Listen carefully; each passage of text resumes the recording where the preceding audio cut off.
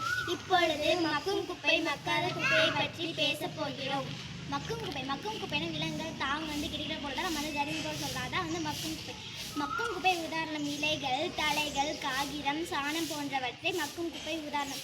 மக்கும் குப்பையை பச்சை நிற பக்கெட்டில் சேகரிக்க வேண்டும். மக்கும் குப்பை மக்காத குப்பையினை பிரிப்பதன் மூலம் சுற்றுச்சூழலுக்கு நன்மை பெறும். இயற்கையில் மக்கி போகாத பிளாஸ்டிக், கண்ணாடி மற்றும் ரசாயன பொருட்கள் மக்காத குப்பை எனப்படும்.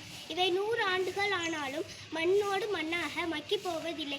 மண்ணின் வளத்தையும் நீரின் தூய்மையையும் இவை முற்றிலும் அளிக்கிறது. பிளாஸ்டிக் போன்ற ரசாயன பொருட்களை எரிப்பதன் மூலம் வரும் நச்சு புகையும் நிலத்தின் போடுவதால் மண் மலட்டுத்தன்மையும் அடைகிறது. விலங்குகள் இவற்றை உட்கொண்டு உயிரிழக்கின்றன. துணிப்பையை பயன்படுத்துவோம். நன்றி.